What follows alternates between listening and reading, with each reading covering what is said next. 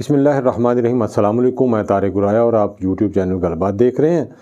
آج ہم ڈسکس کریں گے عمران خان نے کل جو اعتراف کیا اپنی ناکامی کا، کہ وہ کیا ناکامی تھی جس کا انہوں نے کل برملا اظہار بھی کیا اور اعتراف بھی کیا کہ میں اس فیلڈ میں ناکام رہا۔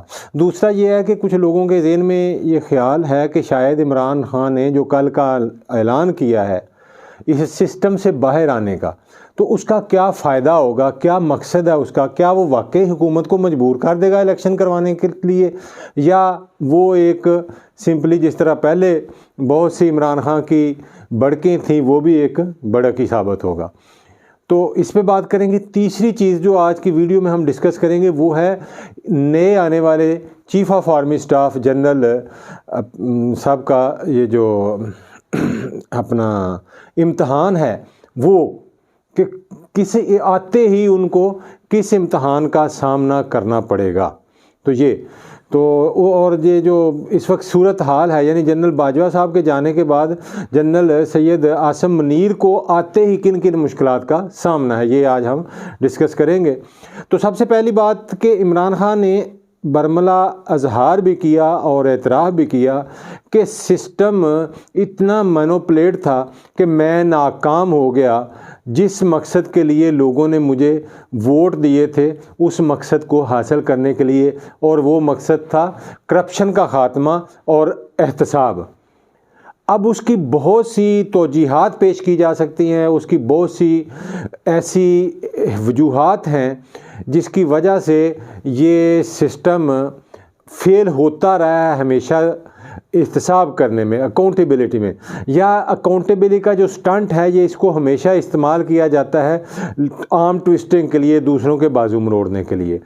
اس دفعہ جو ہوا ہے ان کا یہ کہنا تھا کہ جو احتساب کے ادارے تھے وہ کہیں اور سے چلائے جا رہے تھے، وہ کسی اور کو جواب دہ تھے، وہ حکومت کو براہ راست جواب دہ نہیں تھے۔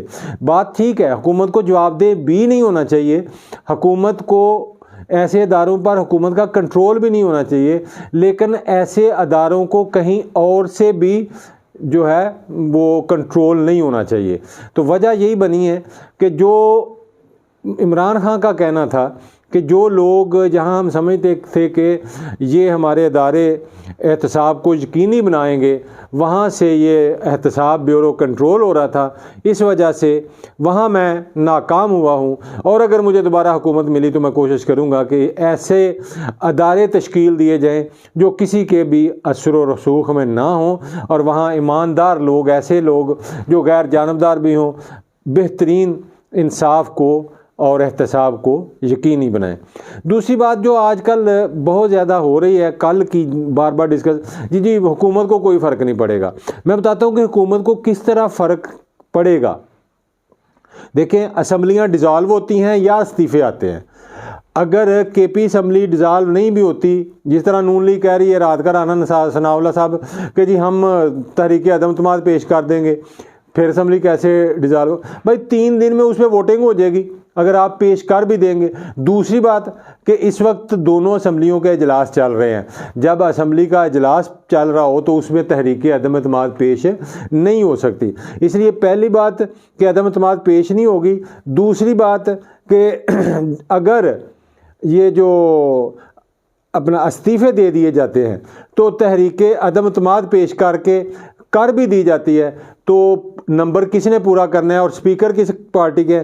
سپیکر دونوں میں پی ٹی آئی کے ہیں، وہ 3 دن کے اندر ووٹنگ کروا دیں گے، چوتھے دن جو تحریک عدم اعتماد جو ہے وہ ناکام ہو جائے گی، آگے 6 مہینے تک کوئی پھر نئی تحریک پیش بھی نہیں کی جا سکے گی۔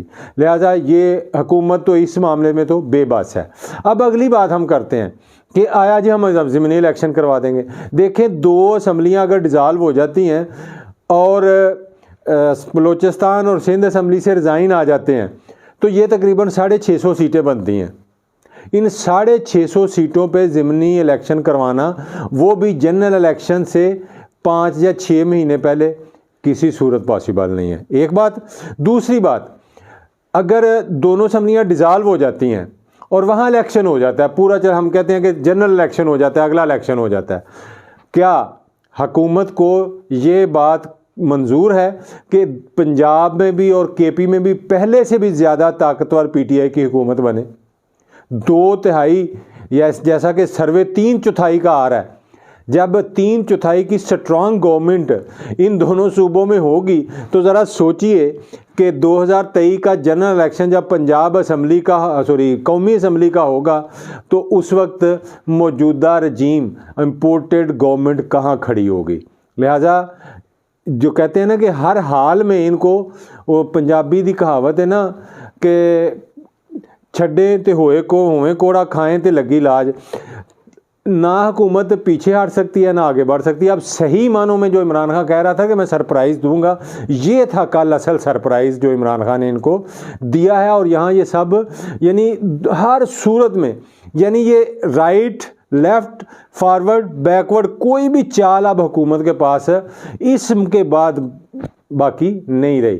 اس لیے اب الیکشن تو کروانے پڑیں گے, قومی اسمبلی کے نہیں تو صوبائی اسمبلیوں کے, 2 صوبائی اسمبلیوں کے الیکشن ہر حال میں ہوں گے.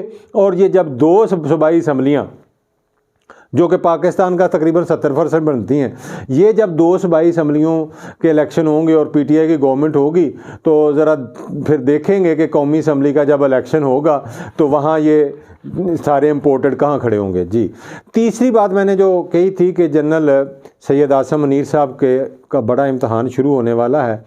آج اعظم سواتی کو پھر گرفتار کر لیا ہے مبینہ طور پر جو اس وقت خبر آ رہی ہے.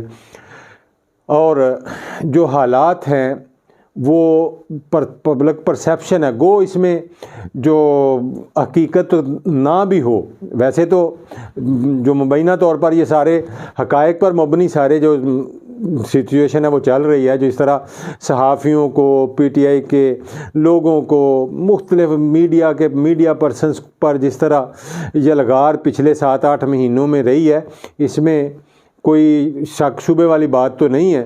لیکن پھر بھی ہم کہتے ہیں کہ اگر ایسا نہیں ہے تو پرسیپشن ایسا ہے, تو perception are stronger than reality, یہ بھی ذہن میں رکھیں.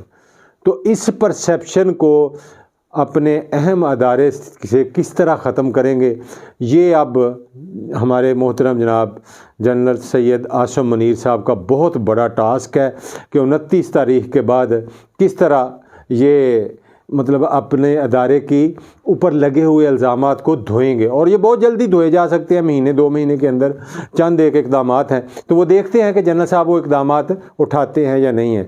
دوسرا بڑی خبر ہے بازار میں کہتا ہوں چاہتے جاتے سنائے دیتا ہوں, نئے آرمی چیف کے آنے کی خوشی میں 29 تاریخ کو سنا بڑے مٹھائیوں کے آرڈر بک ہو گئے ہیں. سمجھتے گئے ہوگے تسی.